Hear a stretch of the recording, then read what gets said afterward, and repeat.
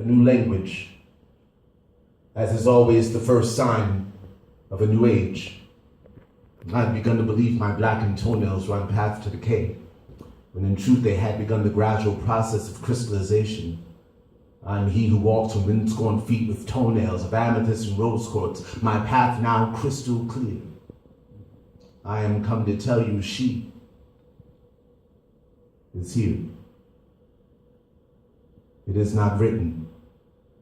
No penmanship was ever cargoed with her character. Notebooks are carefully folded far as void of autumn, bound from the sun. Likewise, she made a residence on the outskirts of history, on the dark side of the moon, where the searchlight of the sun cannot spot her nor rot her. The seed of forbidden fruit, every tree has a hidden root, yet she has come to light. The swelling Patrick of Ivan dreams, and to think of the girlfriend I was tempted to break up with because she slept too much.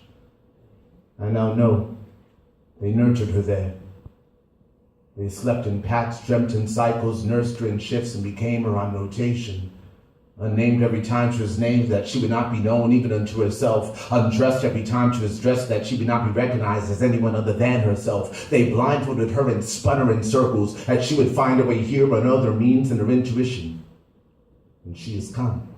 I am a simple, disoriented man. In her presence I wear my loincloth over my eyes and ejaculate too soon. Forgive me, Father, for I have sinned. I prayed to you and cupped the wind, and in doing so barred her entry into a century, 100 years of solitude. I will now pray with my hands outstretched, with these psalms etched into my palms. Most beloved, I'm certain of nothing more than your existence. 1,000 ants crawling under a log may find themselves exposed to my childlike search for you, my colleague, flower. I am eternally destroyed by your love. No longer am I eligible for any workers' pension. My friends laugh at me and talk behind my back. They say that you've changed me, and I am. I'm like a survivor of the flood, walking through the streets drenched with God, surprised that all the drowned victims are still walking and talking. Maybe there's hope. I rush to each victim's side, sucking what I can of you out of their various incarnations, pumping their stomachs and filling them. To touch them is to touch you, to kiss them is to kiss you. My friends, love is an art form, slightly removed from its element. Now one may ask, what does this mean? I respond, I've made it up, but it shall be from now on. From now on, cities will be built on one side of the street so that soothsayers will have wilderness to wander and lovers space enough to contemplate a kiss.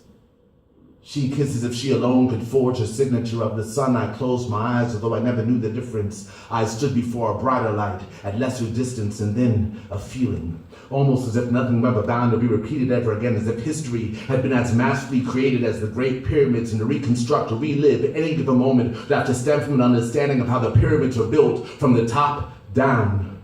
And if one could understand such majesty, one would also understand that pyramids are first made of flesh, and that kisses are portals, our sacred breath shifting through hidden corrals and passageways. I will find my way to eternity within you.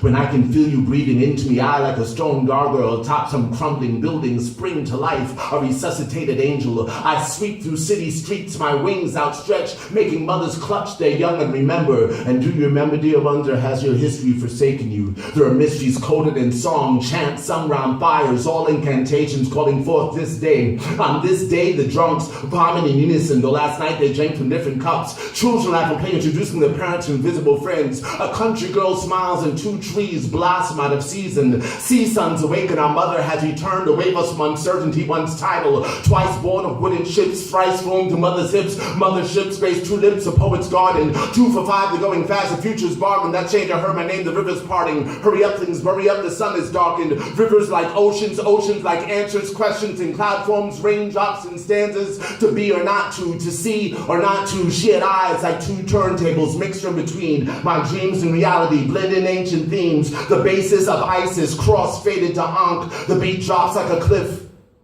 overlooking my heart. 6,000 feet above sea level.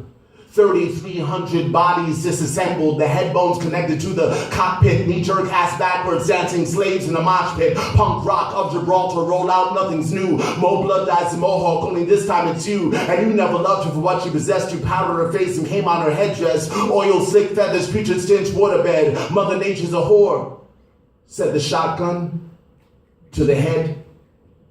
and it smelled like teen spirit, angst-driven, insecure, a country in puberty, a country at war. The greatest Americans have not been born yet. They are waiting patiently for the past to die. Please give blood.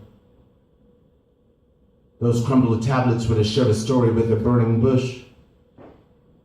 Where is that voice from nowhere to remind us that the holy ground you walk on, purified by native blood, has rooted trees whose fallen leaves now color code a sacred list of demands?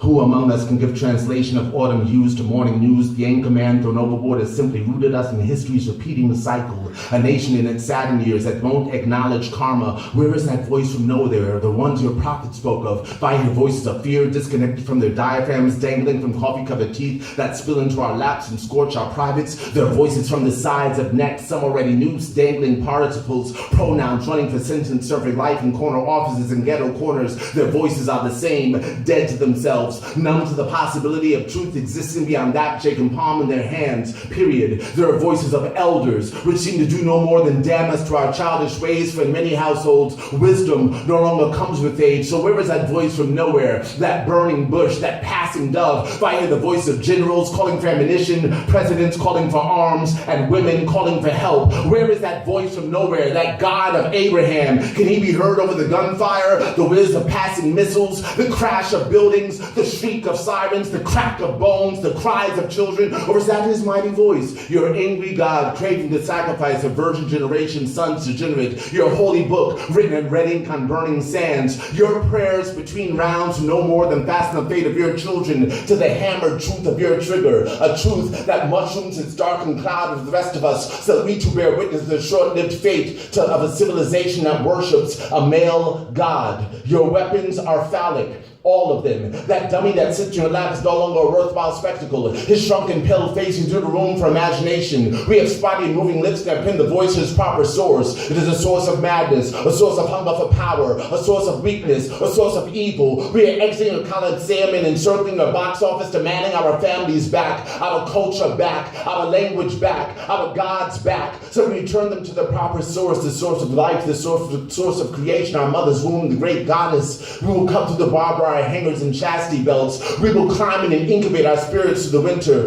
We will wait the degenerate course of your repeated history. We will wait for the past to die.